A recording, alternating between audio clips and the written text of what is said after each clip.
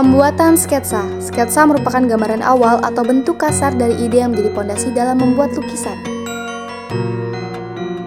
Pemilihan bahan dan alat. Karton, pensil, penghapus, penggaris, dan pensil warna. Selanjutnya adalah menentukan teknik. Kami memakai teknik linear. Teknik linear adalah teknik atau cara menggambar objek gambar menggunakan garis sebagai unsur utama. Dan yang terakhir adalah penyempurnaan lukisan. Sempurnakan lukisan dengan mewarnai sketsa yang sudah dibuat hingga rampung. Sejarah.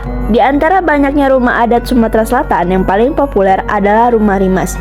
Menurut sejarah, Rumah Limas merupakan peninggalan kebudayaan Kerajaan Sriwijaya. Kepopuleran rumah ini mulai meningkat sejak zaman Kesultanan Palembang. Untuk melihat lebih dekat, Anda bisa berkunjung ke Museum Bala Putra Dewa Palembang. Rumah ini berusia ratusan tahun yang sudah 3 kali berpindah tempat sebelum akhirnya dipajang di museum.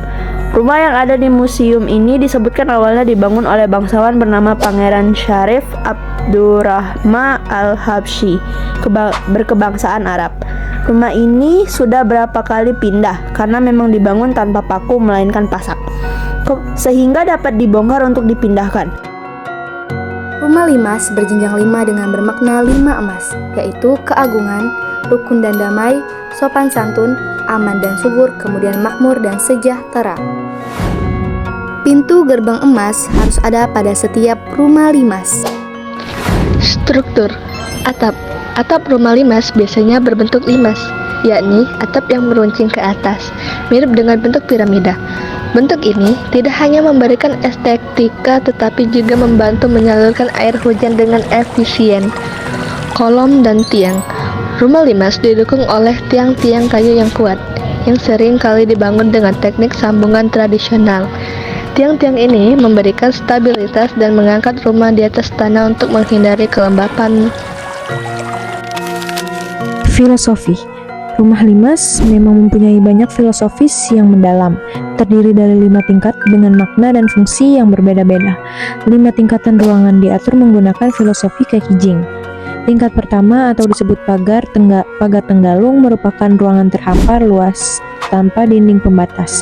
Ruangan seperti beranda ini difungsikan untuk tempat menerima para tamu yang datang pada saat acara adat.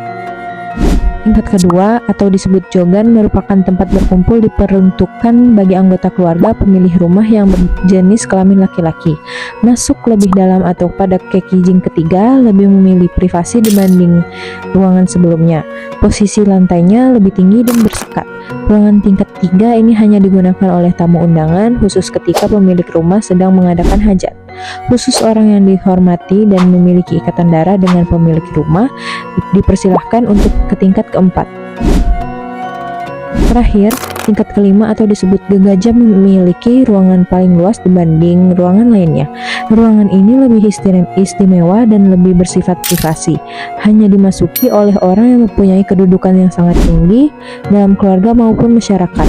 Di dalamnya terdapat undukan lantai untuk bermusyawarah yang disebut amben, dan kamar pengantin jika pemilik rumah mengadakan pernikahan. Jika melihat bagian atas atap, lihat ornamen simbar berbentuk tanduk dan melati. Selain sebagai ornamen, simbar ini berfungsi sebagai penangkal petir. Melati melambangkan keanggunan dan kerukungan. Simbar 2 tanduk berarti Adam dan Hawa, 3 tanduk berarti matahari, bulan, bintang, 4 tanduk berarti sahabat Nabi, dan simbar dengan 5 tanduk melambangkan rukun Islam.